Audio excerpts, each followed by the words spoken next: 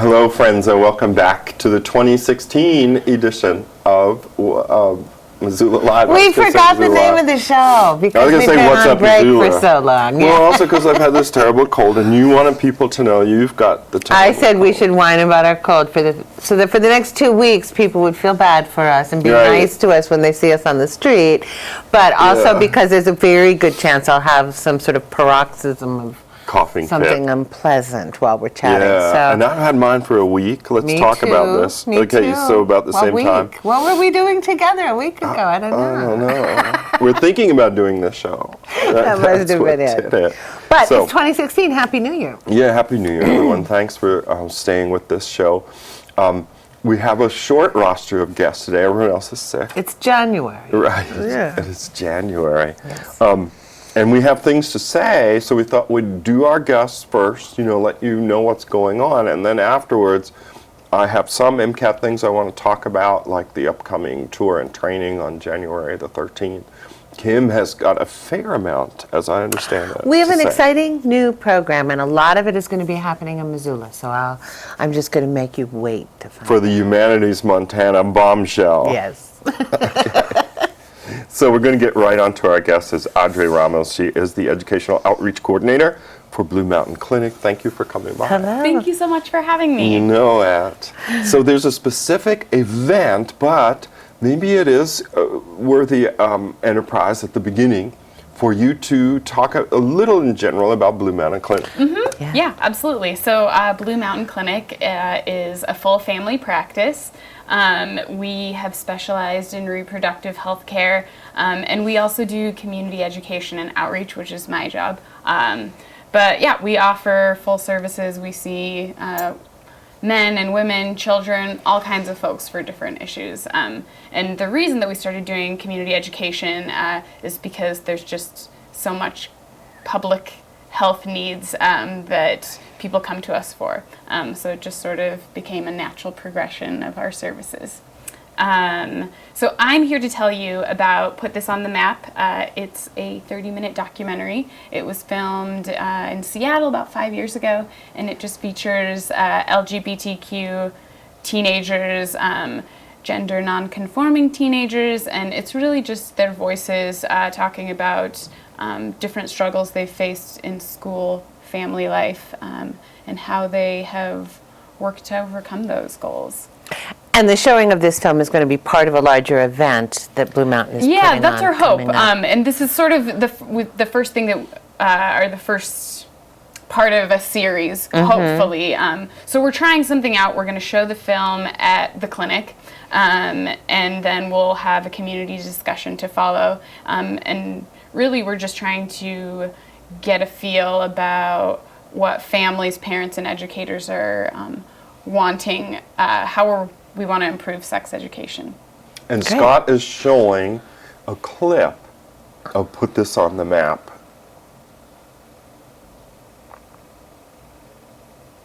No, he says talk over with it. No sound. Oh, okay.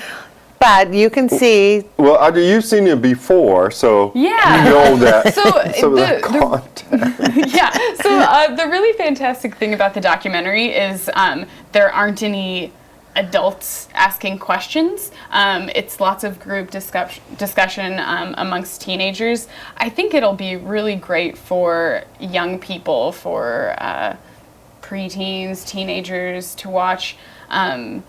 It's just very honest, and I think it's really empowering for kids too, just to hear from peers about their different experiences. And that's a really important part of sex education. The whole point of sex education is to help young people make decisions about their bodies, respect other people's bodies, so that when they grow up to be adults, they know how to treat themselves and other people. And I can imagine that, talking about sexuality and our bodies is difficult at any age, but I think it's especially difficult when you're younger. Well, we're more than happy to talk about our ailments. That's true. As you get older, you talk about your ailments with absolute abandon. Quite a bit. And tell people more than they want to. But I can imagine that for younger people watching, knowing that you're going to go and watch a movie first makes it a little more comfortable, a little safer, and then that can kind of maybe inspire a little bravery or outgoingness afterwards in the discussion. Yeah, absolutely. And I think that, a big part about talking about sexuality in a healthy way is practicing. And that goes for kids, teenagers, for adults. I think it'll be an exciting discussion. I know that we have some folks bringing their kids in. We also, because we are Blue Mountain Clinic, we have healthcare providers that will be there also. Oh, wow. And so that's kind of a cool aspect to the conversation. We actually have some professional doctors on board. Right. Yeah. Well, it sounds like a great event. And when and where and so address and all of that? It'll be at Blue Mountain Clinic. We're located off of West Broadway, 610 North California, really close to the California Street Bridge. And it's going to be Thursday, January 21st at 6:30. We close at 6:30 we'll start the documentary. Again, it's a 30-minute documentary, so it's not terribly long, and then afterwards hopefully we'll get some good discussion going.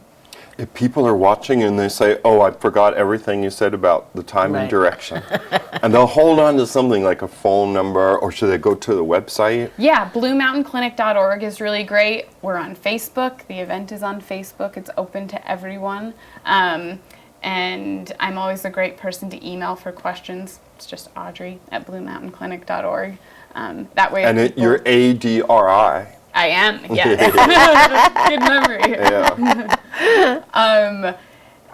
Other vital information. And it's free. It's free, yeah. It's free, and you're hoping for anybody, right? Not just teens or young not adults. Just teens.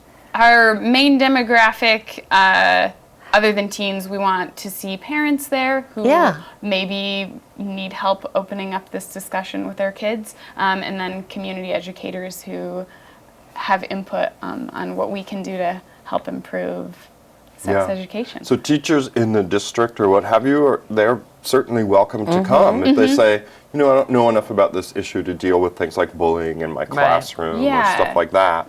I feel really underrated on this. They're more than welcome to come and join the discussion too. Because all of us in a community, might be called upon. I mean, we all know young people, I think. Yeah. and it's good to feel comfortable in the discussion, no matter who you are. Yeah, absolutely. And it's nice because whoever comes to this will be able to be an advocate in some way for teens who need a little extra support, whether they are dealing with coming out, whether they're just wanting to learn more about sexuality, if they have questions. It's just nice to have safe peers and adults to talk to. Yeah. Well, it sounds like this is a fairly new position for you, and that you have big ideas, which is great. It's been really fantastic. Another thing that I do in my role, just for community educators, is I go into classrooms and teach lessons on various aspects of sexual health, reproductive health.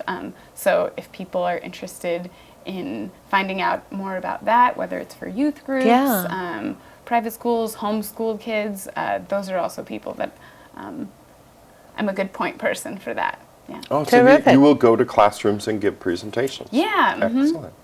Yeah, I actually had the opportunity to go to the university this fall for the diversity conference. Right. And so that was cool. I got to work with, college students, but I'm actually going to the Missoula International School in a couple weeks and Good hang out with some example. sixth See. graders. Oh, wow. Yeah, so all different kinds of people. Yeah. I'm happy to educate where I can. And I'm always having to educate myself, too. Well, I think in this day and age, it seems like younger people are just savvier and everything is out there and Right, like problem solved. They've heard it all There's by the not- time they're 12 and all of that. And I don't think it's true. I think there's a lot of misinformation out there. There and is, yeah. I think there's just so much access to media. Kids have smartphones. So I think it's good to start these conversations early. Yeah, because some of that information in the wrong context can be frightening. And so educating young people is the best way to get a more grounded, healthier I completely approach. agree. Super.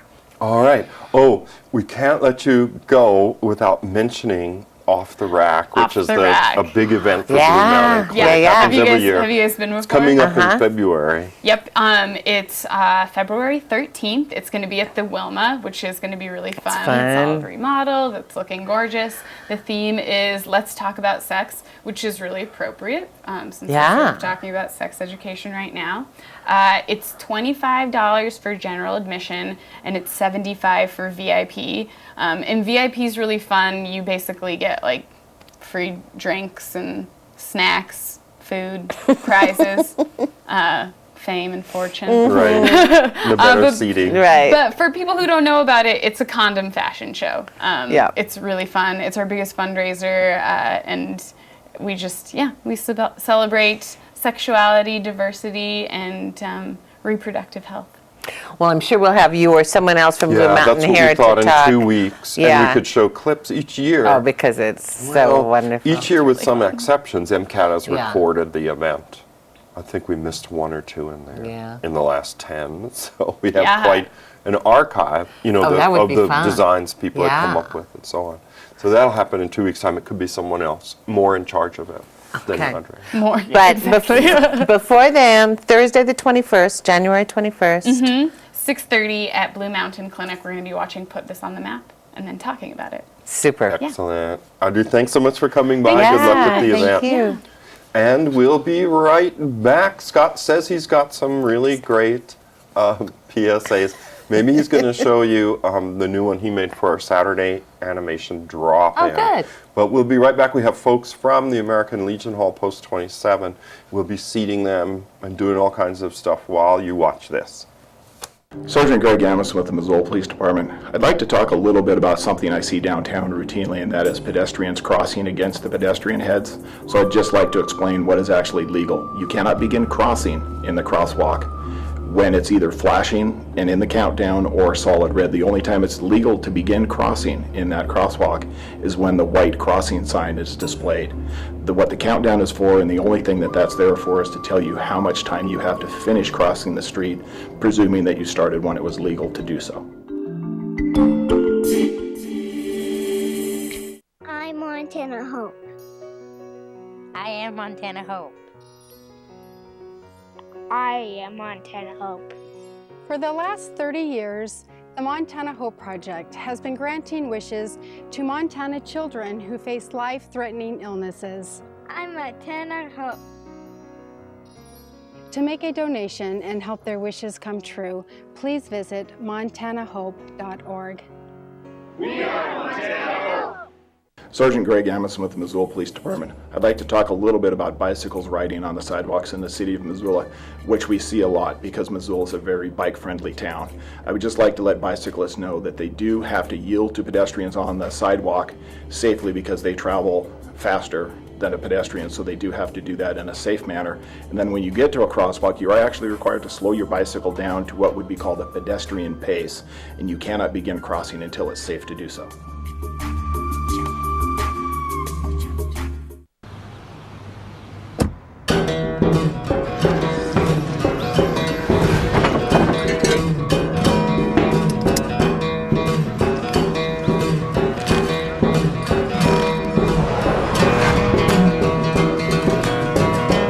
Buckle up, Montana. Life is a ride you want to stay on. Send a buckle up reminder to a friend at plantolive.mt.gov. Here's your bear spray, babe. I don't need it. I can outrun them. Look, I ran track in high school. No, you can't. You're not supposed to run from bears. And you did the shot put. Okay, I'll spray down. What? No, don't spray it! Ah! My face is burning! My face is burning now!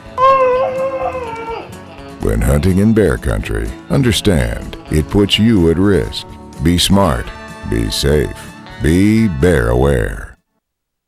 Back with members of the American Legion Hall Post 27. Thank you, gentlemen, for coming over to talk about American Legion Hall. With us is Elmer Palmer, there's John, and our own Mike Fellows. And welcome to the show. Thanks for taking the time. Yeah, we appreciate it. Yeah, you're most welcome. So what do you want to tell people about American Legion Hall Post 27 here in Missoula? Why don't we talk a little just about the Legion and what it does? Okay. The American Legion is, of course, the world's largest veterans organization. We were founded in 1919, and as you can see from my shirt, we're very shortly coming up on our 100th anniversary. Wow, yeah. So we're starting to celebrate that, and my job in the Legion is membership. And so I work with the posts. I work with John and posts all over the state to try and get our membership up. And we had a national commander stand up and say, you know, the Legion is going downhill. The young people are not going to join. We're going to have to close the doors sometime soon. Membership just keeps going down. And that was in 1927.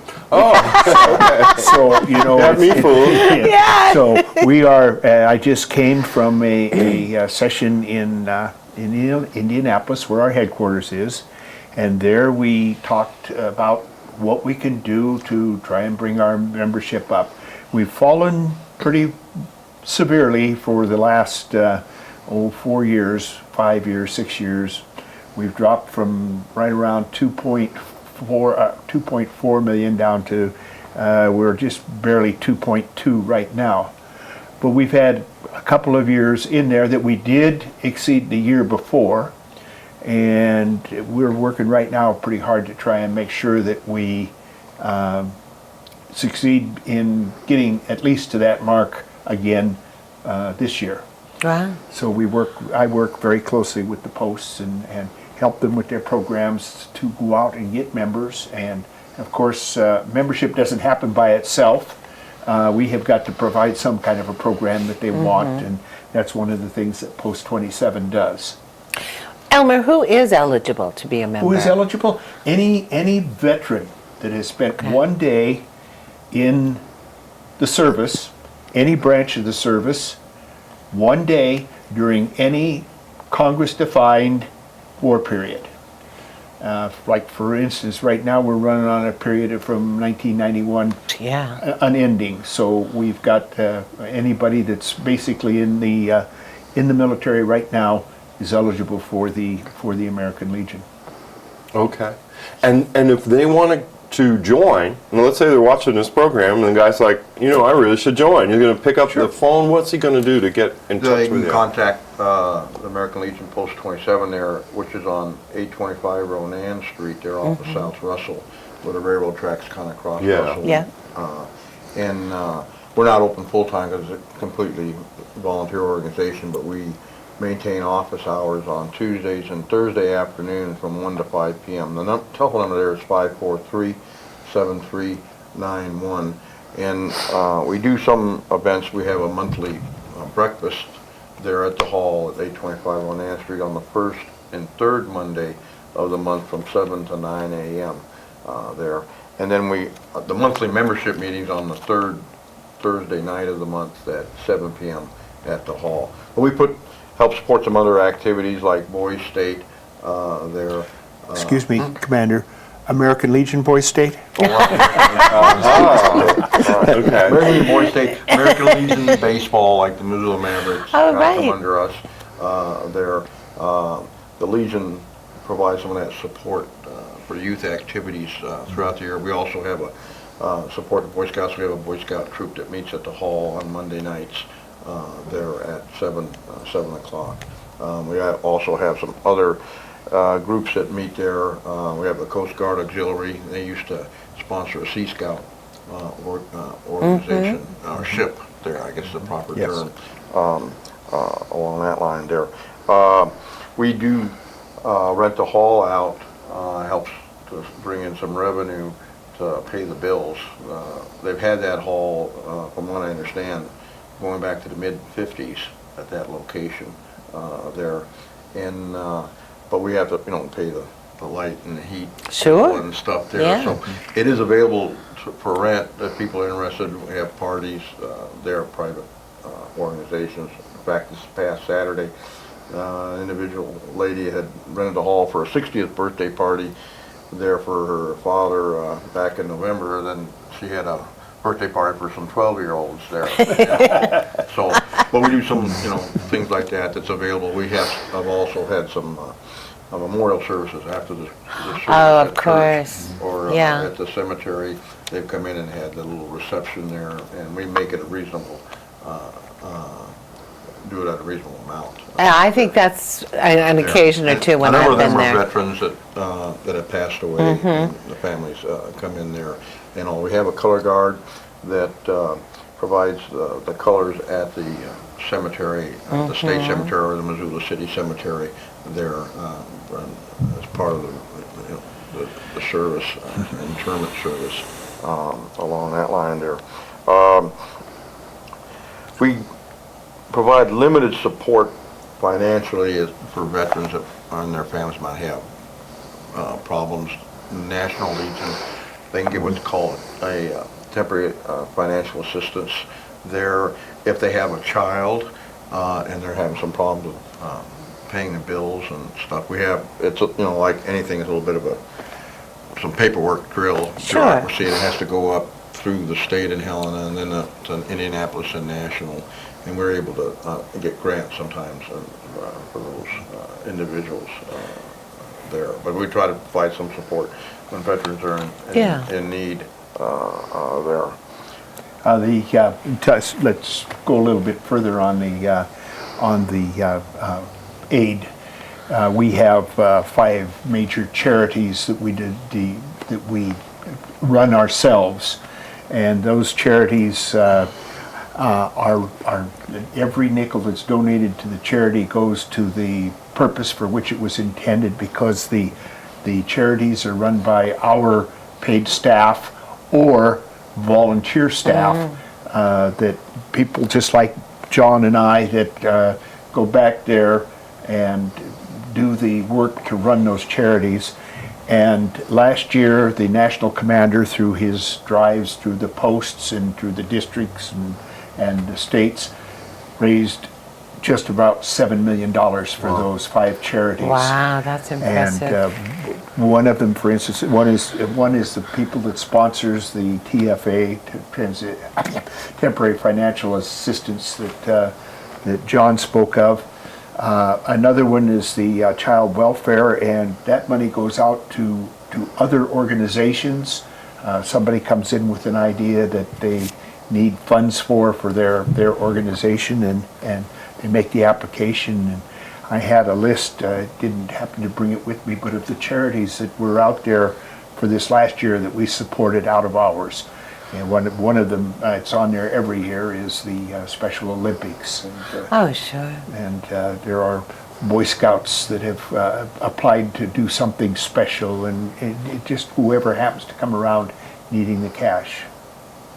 And some of that charity goes in like when they have disasters, and some of that's right now with the tornadoes in Mississippi and stuff. They'll be able to buy something there that a person doesn't necessarily have to be a member of the Legion. They're a veteran. Right. Along that line. The Post also helps with the flag retirement ceremony on Flag Day, the 14th of June. people that have unserviceable flags can drop them off at the hall there at 825 Ronan Street or at Missoula Textiles. They'll accept it.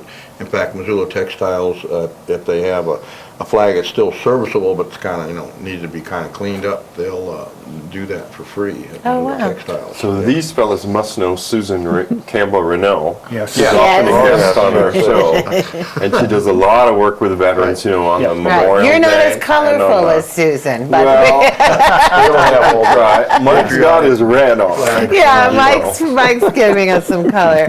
I can imagine that you see a lot of generations within families involved with the Legion. Yes, there are. We have a program we have an auxiliary, which is Susan's bag, and then we have a program called the Sons of the American Legion, and any young person, and I mean by young person, they're not putting the foot in the grave yet, because some of them are up that point, but it's eligible for anybody whose father, grandfather, great-grandfather served in the military during time of war.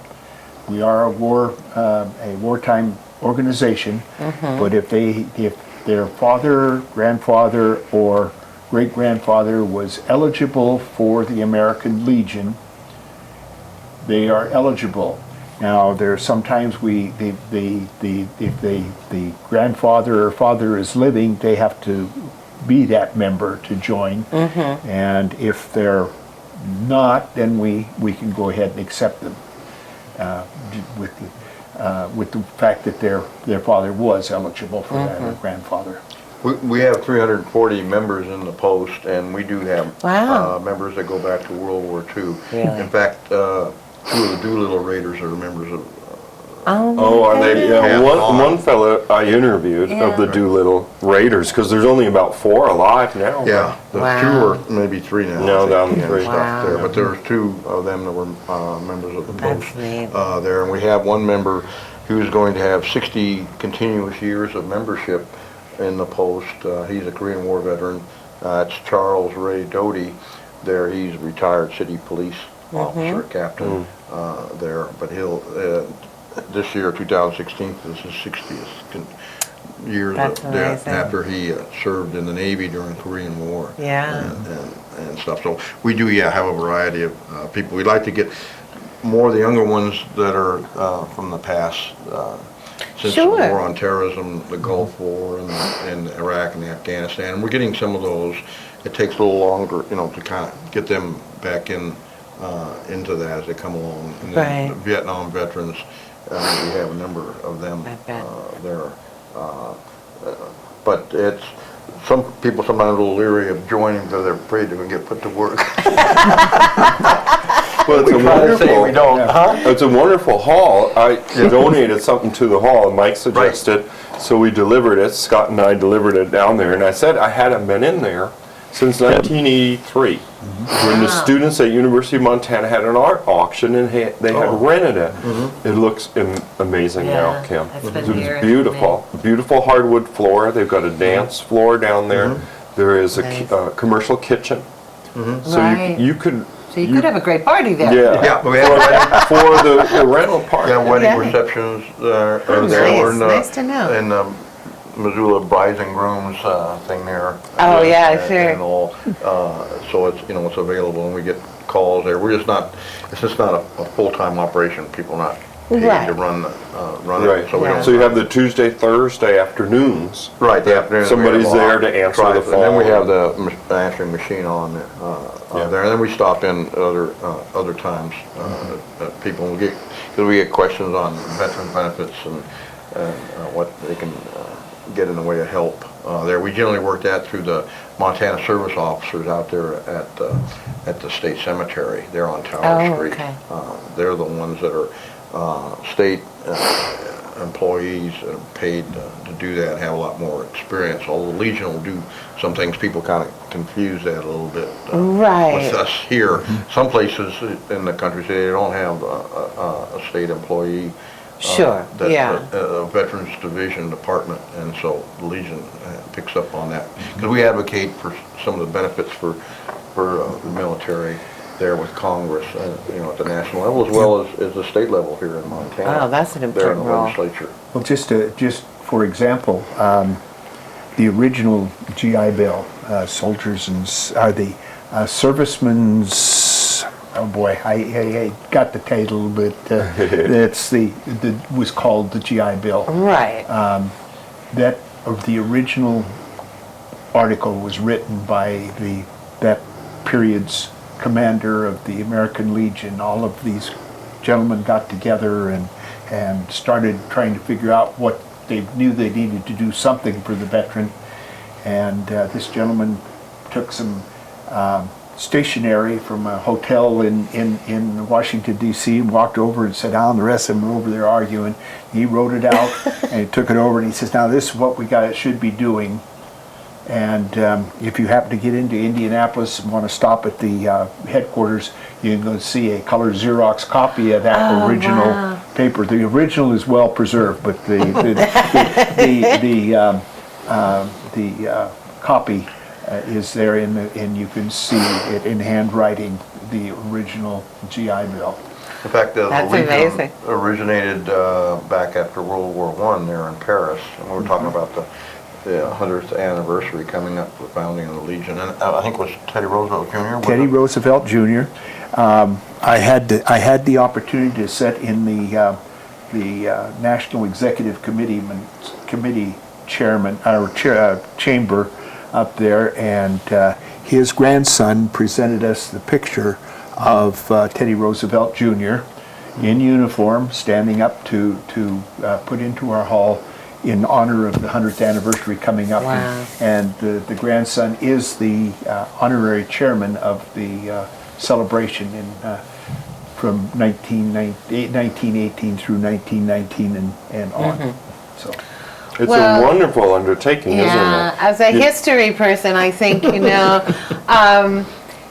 veterans of recent conflicts, I hope some of them hear this, because I think that reconnecting with people and with the history going back that far. Could have a lot of healing properties. We hear it's so important. much as civilians. What do we hear? Post-traumatic stress disorder. That's what we hear. Veterans, and then the next thing that comes to people's minds, that and fighting for veterans' rights too, right? Yeah. Because we've had people like the fellow upstairs at the Veterans Office be on the show and tell us that some unbelievably high percentage of people that were combat veterans are part of the homeless population. The combat veterans are like 1% of the U.S. population and constitute 25% of the people on the street because no one's looking after their needs. Yeah. Yeah, we worked with Brian Becker's up, one of the guys up there, and Anton Johnson that do some of the counseling for those individuals. And we had let the hall be used for a mini stand down there back in October the 29th, a little chili feed and mini stand down with some of the different social service providers here in Missoula there, and then they issue out some of the surplus equipment that's not used at the VA purchases at discount from the Department of Defense and stuff. So we had that little mini stand down there with them. Well, we're trying in the Legion to come more into the 21st century for these younger veterans too. In fact, I had a presentation from a post in Indianapolis, and they showed us a picture of their post hall. It was a numbered mailbox in a post office, and he says, we're going to give that up very shortly because we never use it anymore. They're on to all of the electronic communications. Right, yeah. And so we're really starting to try and push so that the younger people don't want us to send them a letter, they want us to send them an email, or more importantly, a text or Facebook. Yeah. Yep. Well, and Scott's showing the Facebook There we page go, to the good. people at home. Oh yeah, you got this Mike handle that. Oh, Mike, is that good you're job. doing? That's excellent. Yeah, there's also a website that I saw. He could put that up too for people. But I guess Facebook, do they just put in American Legion Post 27 and they'll get to that? Yep. Okay. American Post 27 on Facebook, and that'll get you all the updated information and stuff of that nature. And great. And if they're out of the Missoula area, mtlegion.org is the all the information that they would need there. And if they want to join and be from out of town and don't want to chase us down here, they can go to legion.org and which is the national site. Yes, which is the national website, and they can learn about it. They could go through there, see all of our books and everything that we use, and they may use their credit card to sign up to the American Legion right there on the spot. That's terrific. So legion.org, that's easy to remember, and that's a good first step, no matter where you are. I guess we should go pretty soon, right? Scott, did anyone show up when you... Oh, so we did get the guest from NCBI. So we have one more guest to get through. If there's something you would want to say to these younger guys that, vis-a-vis a membership in the American Legion, what would it be? Well, Mike, I'm an example. The very first time I was asked to join the American Legion, I joined. I had been 26 years, 9 months active duty, 12 years working here in Missoula before anybody ever walked up to me and said, would you like to join the American Legion? Oh. I didn't have enough sense to find somebody. I didn't know enough about the American Legion. Right. Take a look at our literature, take a look at our websites, find a post, go in there. It's the cost of a couple of good drinks or a couple fast lattes, the big ones. Yeah, right. The dues is most posts now is in the $30 to $40 range. So, and I'm having a ball in this outfit. Yeah, it's a great facility, the one in town. I can attest to that. They get Legion puts out a monthly magazine as part of the dues there, and then there's you get some of the certain discounts. Right, and you can be as connected as you want to be to people who went through something similar to what you went through. And then, of course, you talked about Post 27 also sponsoring the Missoula AA Mavericks, and so we should get people out there to support our baseball team. That's right. Let's start thinking about baseball season. Well, gentlemen, thank you so much. It's important for our young kids. For coming on the show. And you know where we live now, so don't be a stranger. Chat with us, If let there's us know something what's coming going on. up that you want to address, we'd be happy to have you back. The show's every other week. Okay. And good luck, getting these younger guys involved. Okay. All right, we'll be right back. Apparently, we do have our third guest that's going to talk about Martin Luther King Jr. Day coming up in Missoula right after this. I have the power. I have the power. I have the power. I'm Attorney General Tim Fox. You have the power to report suspected child abuse. All it takes is one phone call to 1-866-820-KIDS. If you even suspect child abuse, call. You have the power to protect Montana's kids. This message is brought to you by the Montana Attorney General's Office, the Montana Department of Public Health and Human Services, and Northwestern Energy.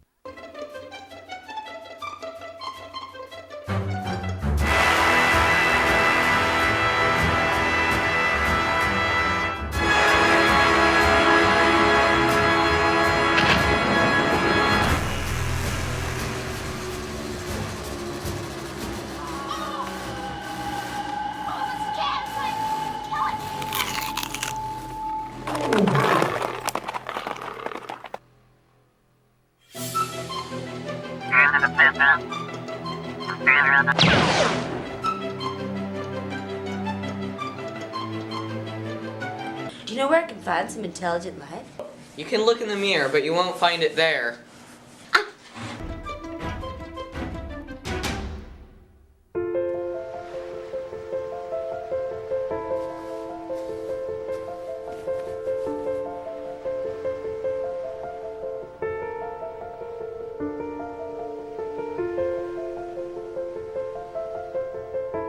If you keep tanning, indoors or out, the effects of harmful rays will show up on your skin.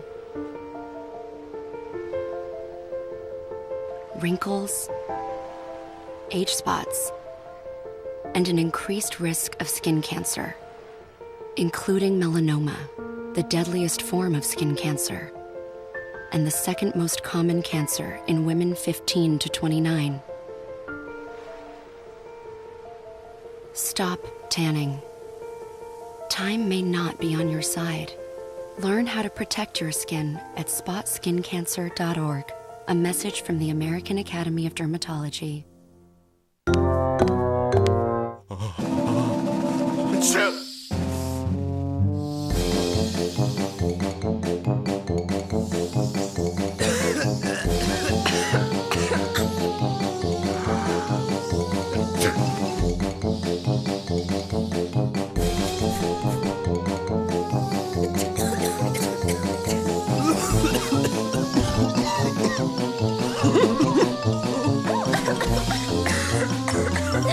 Whenever you cough or sneeze, cover your mouth. Do so, please. And we're back with Katie Koga. She is representing the National Coalition Building Institute for Missoula, and today her capacity is committee coordinator for Martin Luther King Jr. Day. Welcome, Katie. Thanks for coming. Thanks for having me. So what's going on with MLK Jr. Day this year? So this year, actually a week from today, on Monday the 18th, our annual celebration will be taking place. And we have a fairly standard format for the celebration with different performers and speakers every year. And so, as usual, we have a rally at Caris Park that begins at 5 p.m. And that's kind of evolved into a sort of youth rally that's for, by, and about the young people and young leaders in our community. So that will happen, and then following that, there's a March for Justice to St. Paul Lutheran Church, and then there is a program that begins at 6 p.m. there, in which we'll have some great presenters and performers, including our keynote speaker, Denise Juneau.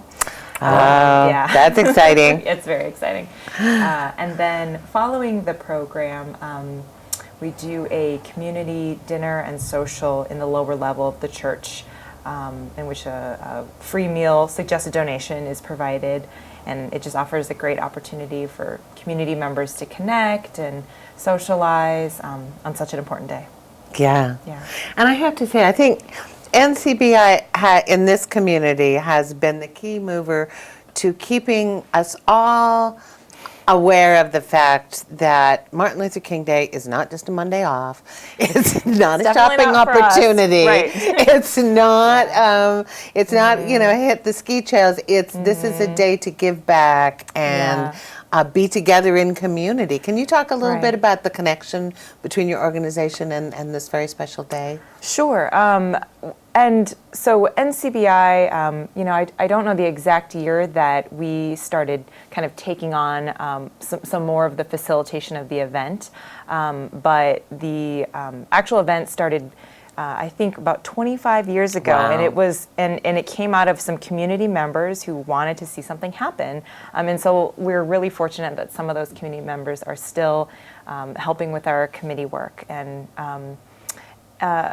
it just seems to be an event that kind of naturally falls under the umbrella of work that we do and the things that we're passionate about, such as bringing together community and having important dialogue.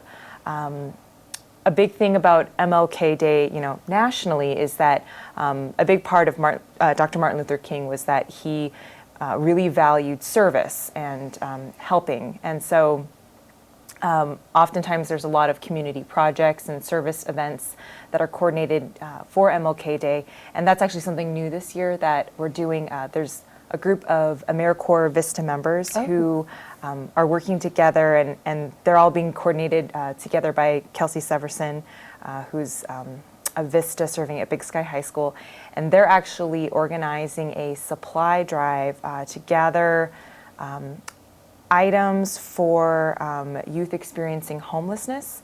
And so those items will be available at the Fresh Market stores in Missoula, I think there's just 2 locations. Yeah. And so shoppers will have the option to basically purchase a bag of goods that have already been put together. Oh, great. Yep, on MLK Day. And actually starting this weekend too.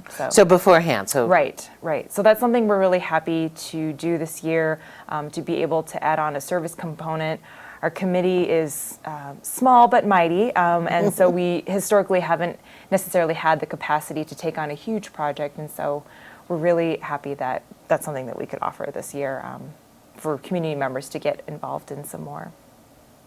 Now, are you looking for volunteers, if not for this event, but ongoing with the organization? Are there volunteer opportunities? There are some. This year, I think for the most part, we have actually we have enough volunteer help. A lot of the work is really put into the planning. Sure. But the day of, we also do generally need people to help set up and clean up and.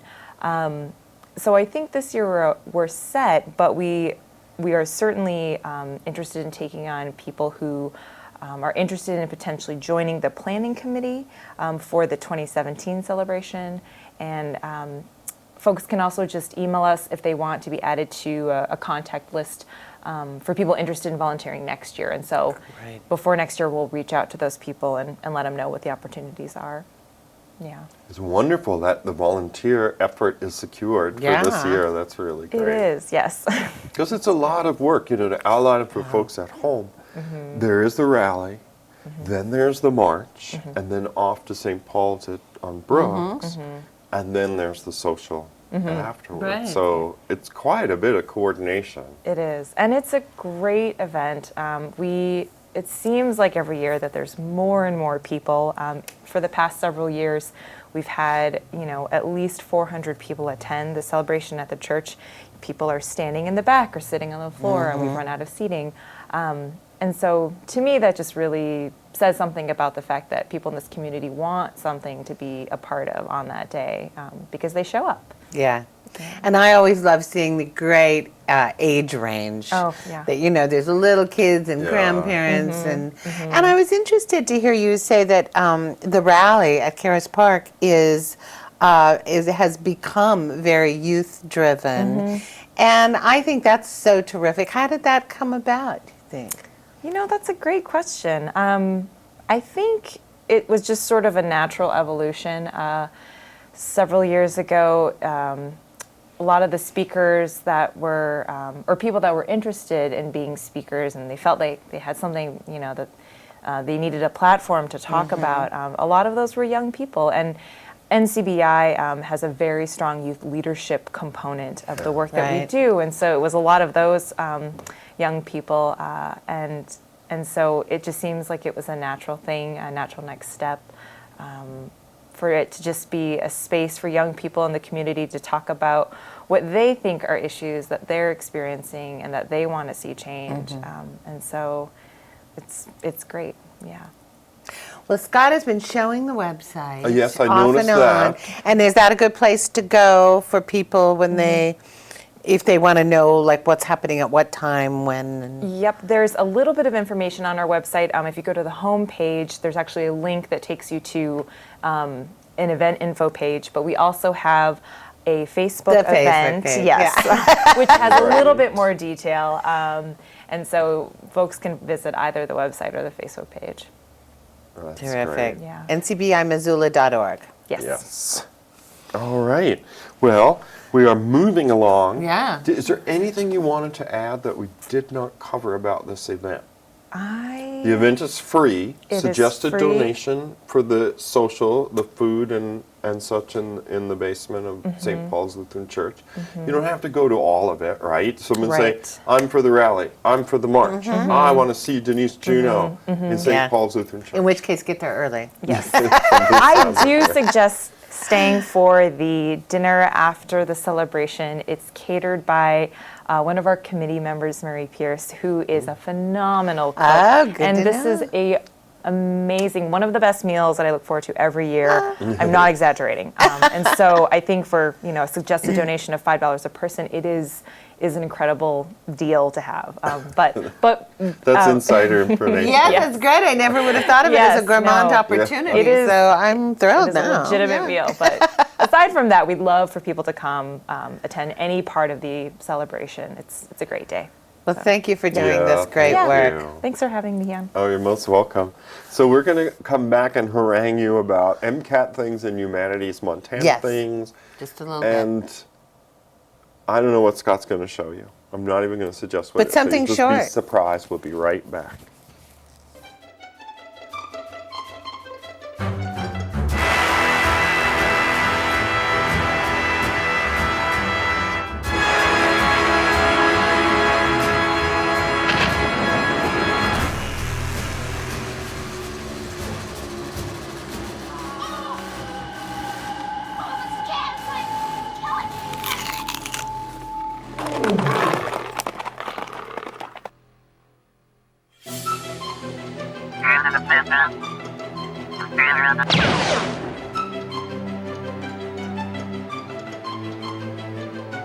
Do you know where I can find some intelligent life? You can look in the mirror, but you won't find it there. Sergeant Greg Amos with the Missoula Police Department. I'd like to talk a little bit about something I see downtown routinely, and that is pedestrians crossing against the pedestrian heads. So I'd just like to explain what is actually legal. You cannot begin crossing in the crosswalk when it's either flashing and in the countdown or solid red. The only time it's legal to begin crossing in that crosswalk is when the white crossing sign is displayed. What the countdown is for, and the only thing that that's there for, is to tell you how much time you have to finish crossing the street, presuming that you started when it was legal to do so. I'm Montana Hope. I am Montana Hope. I am Montana Hope. For the last 30 years, the Montana Hope Project has been granting wishes to Montana children who face life-threatening illnesses. I'm Montana Hope. To make a donation and help their wishes come true, please visit montanahope.org. We are Montana Hope. Okay, we're back with a little, what do you call it? It's at the end. I know. Coda. No, they have to go back. Coda. That's exactly it. It's a coda. So there are things that both Kim and I would like to talk about MCAT and Humanities Montana. Right. I will tell you my MCAT things, and then Kim will also talk about Humanities Montana activities. This is what I would like you to be aware of. MCAT has a training and a tour of the facility. And we will show you everything we have to offer, cameras to check out, and how you can use MCAT cooperatively and edit equipment and whatnot. This occurs on the second Wednesday of every month at 5:30. So in January, it's going to be on the 13th. That's just 2 days from now. But if you've missed it and the show is still on, know that you could come the second week in February. Yeah. So it's only an hour long, and if you have more questions, you can stay and ask more questions or try things out. The other thing I wanted you, Scott, to follow along with back on the MCAT website is this. MCAT has engaged a firm that is asking people in town, what do they think of MCAT, and how could MCAT improve its service? One of the things they're noticing, a lot of people are saying that they didn't know they could watch MCAT online. So, Scott, if you'll show MCAT.org and go to channel 189 and click on it, and we'll see how long it takes to load, you'll see that there are videos on demand on our website. So almost everything, that's odd, almost everything that shows on the channel, not imported programming, but local programming, is also available online. And Scott, if you go back to MCAT.org and click on channel 189, we will show the people at home that they could click watch now. Right. Because I do this actually at home on my iPad. It's so convenient. So there's watch now. Are we on 189? No, goodness, we're on 190. That's good, because then you just see us. It would be like mirrors and mirrors. Yeah, but that'd be kind of cool because we'd be in there. I know. So, see, right now, there's just a community message board on channel 189. But that's all right. But on And then- 190, there's a fabulous Yeah, there's a wonderful talk show on 190, which is this one. right now. But the point of this harangue is to let people know, and you're watching this on cable maybe, so please tell your friends who say, oh, MCAT sounds okay, but I don't have cable, that they can see our programming from MCAT.org. And the other part of that, too, is that if you hear from a friend that they saw something on MCAT, it was like some community program or something, or our show or whatever, there's a really good chance that you can watch it after it's already run. That's you don't very true. just have to watch live. And can you explain what that I will, process? yeah, thanks, Kim, because that can get a little, and maybe we can fix this somewhere down the road. Right now, there's a small challenge, depending on what channel it showed on. Oh, right. So if you, for instance, said, oh, did you know that MCAT has the University of Montana distinguished alumni or presidents, whatever it may be, you'd have to know which channel is on. You have to take your look at either channel, because right now this video on demand is organized around channel.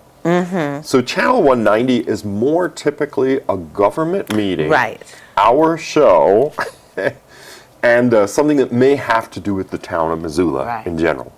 Channel 189 has all the public programming, meaning So if it's an outside organization that's not city government, chances are check 189 first. And there's a search feature. You could put in the title like President's Lecture Series, The Man Who Quit Money, or whatever it may be. They're showing a lot of the Missoula County Public Schools. Oh, all the concerts. Yeah, all their holiday concerts. Scott highlighted that in his morning show today.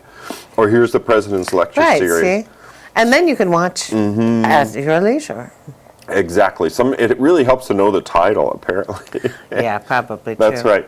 And there is, of course, our YouTube channel. There's 1,800 videos on there, and that you could search by some keyword. Right. And you'd have to go to YouTube and then put in MCAT TV, because Right. there's so much for the medical college. Yeah. But here's MCAT TV with its 1,800 plus. So you'll never videos. you'll never run out of things to watch. Probably not. You would not. And there are also some playlists, like the Missoula art scene is there. Popular uploads, which includes our ever-loving animation, which brings me to my last item at 5 minutes before the hour. And that is to plug our Saturday animation. Yeah. It's for kids 9 to 13. It's a drop-in type of thing. You don't have to pre-register. And the cost is $10. So the kids are typically learning the stop animation. Scott can show you a dinosaur one that was made just this weekend. I think he had that one ready to show. It's only 30 seconds. Oh. And it was made right in the studio with this beautiful meadow background. Yeah. And you see you move it and take a picture, you move it and take a picture. So the kids are really very patient in this. And that one has some cute sculptural props. Wow, yeah, I'm impressed with the Play-Doh. Now, yeah, and that's using Play-Doh. Oh, there's the blood. Oh, very good. The children love the blood. Oh, it's like they're not feeding it. Oh, they took a bow. I mean, the person did. Yeah, that's so The cool. end, or is it using Star Wars letters? So parents and friends of kids, if that intrigues you, and you don't know where MCAT is, give us a call, 542-6228. We're at 500 North Higgins, in northeast corner of Spruce and Higgins. And feel free to check out the program. So that's all I've got. Well, I'm going to keep this very brief, but I'll have updates going throughout the year. 2016 is the 100th anniversary of the Pulitzer Prizes. Yes, that's Nationally. amazing. And there's our website where it says, we are celebrating Pulitzer poetry. Yes, we are. We received a lovely award from the Pulitzer organization, which is housed at Columbia University, to do programming all year long. And this is going on in states. We're not the only organization in the country. It's going on all over the country, but we are the location in Montana. And what we said we wanted to do was celebrate poetry. Because, you know, there's journalism, there's drama, there's a lot of Pulitzer fields that they celebrate.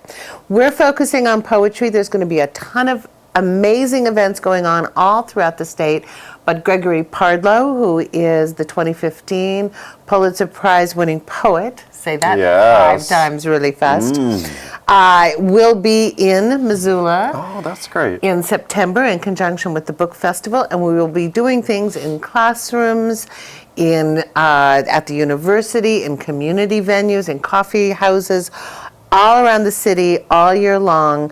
So go to humanitiesmontana.org beginning in February to get a big long list of what we're doing. Oh, that's wonderful. With poetry, with Pulitzer poetry. Oh, I'm glad you guys chose poetry. I am too, because we I had think quite the time last year, didn't we, with the Christmas poetry? we get all, it's very easy to get very drawn in, and it's very important with the journalism aspect of the Pulitzer Prizes. Oh. But we're doing poetry. Oh, and I think we're out of time. I guess he's like doing this speed up rap. And, We're done. We're done. Well, You'll that's hear more shocking. about Pulitzer from me throughout the Excellent. years. Well, thank you, Kim. Thanks, John. And thank you, Missoula audience, for watching this edition of Missoula Live. Remember what it is. And as always, if you know of a group you want to see them on this show, just give us a call or please. Present yourself. We'd The love show to is talk to you. every other Monday at 4, so you have to call us to figure out which one. But in any event, for MCAT, I'm Joel Baird. And I'm Kim Anderson. Thanks for watching.